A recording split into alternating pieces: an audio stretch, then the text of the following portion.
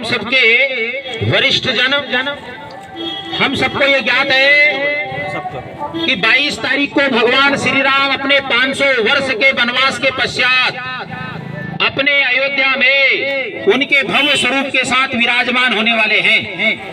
हमारे विगत पीढ़ियों ने 500 वर्ष तक संघर्ष किया। संघर्ष करने में अनेक हुतात्माओं का बलिदान भी इस संघर्ष में हो गया।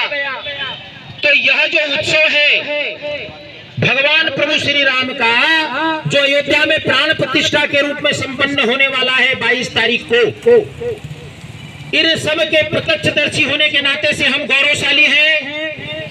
और यह उत्सव क्या अयोध्या का है?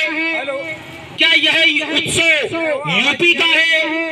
क्या यह उत्सव भारतवर्ष का है? क्या यह उत्सव विश्व का है? नहीं, यह उत्सव संपूर्ण ब्रह्मांड का उत्सव है, जहां से माननीय अशोक सिंघल जी कोठारी बंधु हमारे 500 वर्ष के इस इतिहास में जितने हमारे बंधु हैं जिनने संघर्षों में बलिदान दिया, वो कोई साकेत धाम से तो कोई गोलोक धाम से, कोई बैकुंठ लोक से परमात्मा प्रभु श्री राम के इस उत्सव में और पुष्प वर्षा करने वाले हैं। हम आने वाली पीढ़ी के लिए इस संघर्ष का इतिहास अपने घरों में सुनाते रहे कि मंथरा, जो एक अनपढ़ मंथरा ने भगवान प्रभु श्री राम को 14 वर्ष वनवास के लिए विवश किया, लेकिन कुछ तथाकथित पढ़े लिखे और विद्वान जो मंथरा है उन लोगों ने प्रभु श्री राम को 500 वर्ष के वनवास के लिए भिजवा दिया। जो लोग आज प्रभु श्री राम के मंदिर पर प्राण प्रतिष्ठा होने पर प्रश्न चिन्ह लगाते हैं, क्या उनको इस बात के लिए विदित है कि कभी कालजी कामपीठ के शंकराचार्य को मुख्य दिवाली के दिन पुलिस गिरफ्त में लेती है, उनका अपमान करती है, तब इनके मुख के बोल कहाँ चले जाते हैं? क्या कभी इन लोगों के लिए जब कोर्ट में भगवान के स्थान के लिए संघर्ष चल रहा था, जब भगवान के जन्म पर प्रश्न चिन्ह लगाया जाता है, अरे दुनिया के अंदर में भगवान के राम मंदिर अनेक हो सकते हैं, लेकिन भगवान की जन्मभूमि, भगवान की जन्मभूमि दूसरी नहीं हो सकती, वो मेरी अपनी अवध है जहाँ प्रभु श्री राम ने जन्म लिया था। हम सबकी संस्कृति के महत्व, हमारी आस्था, हमारे प्राण, हमारी आत्मा, हमारी पहचान प्रभु श्री रामचंद्र जी है। आप सबको मैं बताऊं कि जिस देश की संस्कृति नष्ट हो जाती है, जिसकी अस्मिता नष्ट हो जाती है, और वह देश नष्ट हो जाते दुनिया में कहा गया। और आज उन देशों का नक्शों पर नाम नहीं है, वो स्थान नहीं है, कहा जाता है यूनान, रोम, मिस्र मिट गए जहां से। तो मैं आपको पूछता हूं, क्या यूनान, रोम, मिस्र की जमीनों को, वहां के नदी नालों को आसमान निकल गया, धरती निकल गई? नहीं, उन देशों की संस्कृति नष्ट हो गई। हमारे मर्यादा पुरुषोत्तम राम हमारा आदर्श है, हमारी आचार संहिता है, हमारी मर्यादा है, त्याग और समर्पण की प्रतिमूर्ति है, एक सौंदर्यता के आधार है, हमारी संस्कृति के आधार स्तंभ है, मेरुदंड है। प्रभु श्री राम ना होते तो हमारी पहचान ना होती। ऐसे प्रभु श्री राम 500 वर्षों के पश्चात अपने तंबू से एक भव्य और मंदिर में विराजमान होने वाले, इस अवसर को हम सबने बहुत उत्साह के साथ, उल्लास के साथ, उमंग के साथ हमारे घर के आंगन में लीप कर, बंधन द्वार लगाकर, तोरण द्वार लगाकर और 22 तारीख की रात्रि को अपने घर पर नए वस्त्र धारण करें, प्रभु श्री राम का पूजन करें और साथ ही साथ मिठाइयों का वितरण करें, साथ ही साथ दीपावली के माहौल में हम दीप प्रज्वलित करें। हमारे घर से हमारे पास के मंदिर में दीपमाला जाए, तुलसी पर दीपमाला प्रज्वलित की जाए। दीपक के माध्यम से हमारे अंदर का तिमिर हटेगा, हमारे अंदर त्याग, समर्पण, विश्वास, आस्था, सेवा भावना, नाना प्रकार के विकास जो हमारे अंदर होने चाहिए, वो प्रभु श्री राम की स्थापना के बाद होगा। क्योंकि अवध में तो स्थापित होंगे भगवान, लेकिन मेरा गांव, मेरी गली, मेरा मोहल्ला और मेरा घर मर्यादित होना चाहिए। हमारे अंदर राम के जीवन का कृतित्व मेरे जीवन में दिखना चाहिए। इस भाव के साथ हम सब ने इस उत्सव के लिए सहभागी होना चाहिए। 22 तारीख को जो मंदिर हमारा तय होगा, वैसे तो सभी मंदिरों की आज से स्वच्छता हमने प्रारंभ कर दी है। माननीय नरेंद्र मोदी जी के नेतृत्व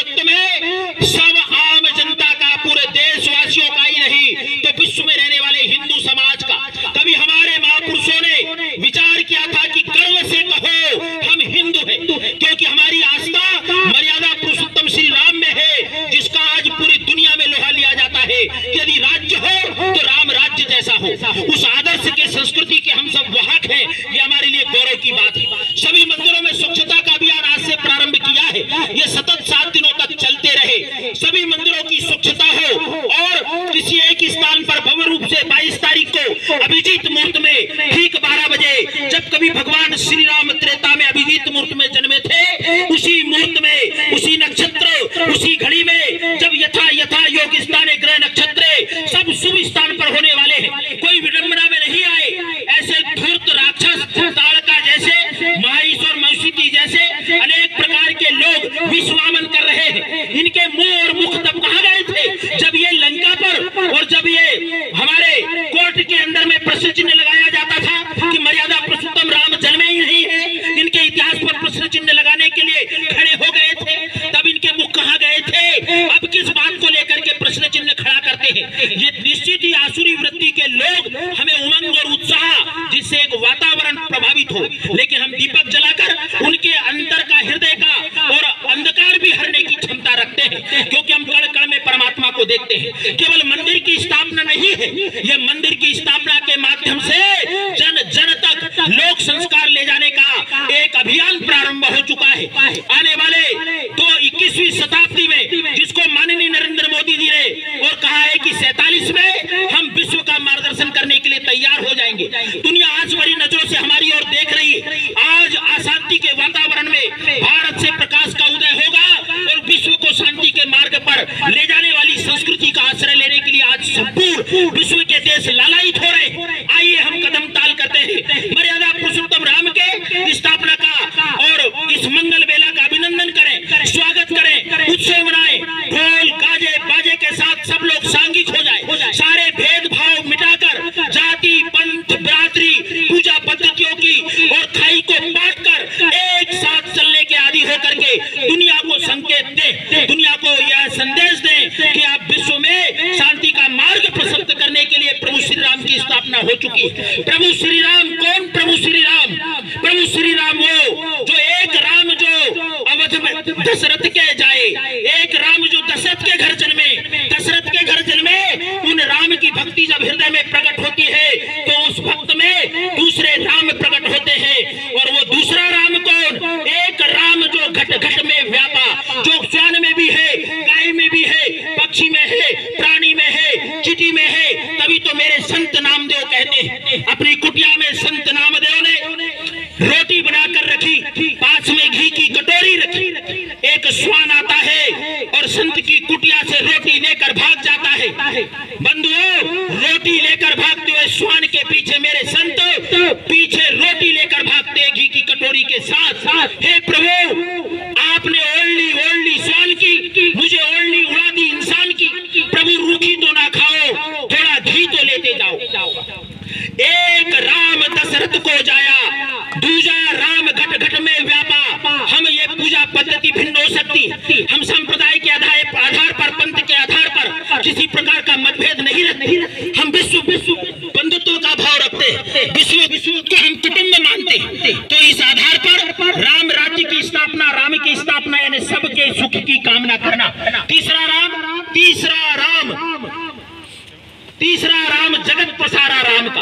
ये चंदे सूरज पानी ठंडी गर्मी बरसात जीवन मृत्यु ये सब क्या है? ये राम का ही पसारा किया हुआ। ये श्वास अंदर जाती है बाहर आती है, ये राम है, हम में राम है। जिस दिन ये राम चले जाएंगे हमारे प्रिय से प्रिय व्यक्ति बोलेंगे ये मिट्टी हो गई है और इसे ज्यादा देर नहीं रखा जा सकता। मेरे राम जिन दिन तक सांस में है उस दिन तक इस शरीर की कीमत है बंधु। और इसलिए ये प्राण भी राम के है, ये शरीर भी राम का है और यह संपूर्ण समाज राम का है। इसके सुख के लिए जीऊंगा, इसके दुख के लिए जीऊंगा और इसकी खुशी में मेरी खुशी है, इसके दुख में मेरा दुख है। ऐसा सांघिक भाव यदि कोई प्रकट कर सकता है तो मर्यादा पुरुष श्री रामचंद्र जी की भक्ति है। तो तीसरा राम जगत पसारा और चौथा राम जग से न्यारा। बोलो श्री रामचंद्र भगवान की।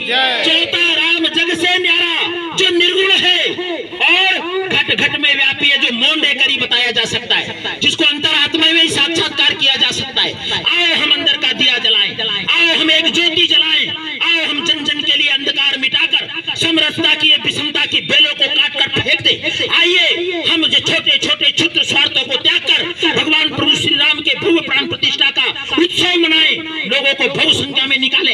इसी आह्वान के साथ मैं आप सब लोगों के चरणों में नमन करता हूँ। सिया राम सब जग जानी के भाव से आपको प्रणाम करता हूँ। बोलो श्री रामचंद्र भगवान की जय सिया राम। भारत माता की जय हो। वंदे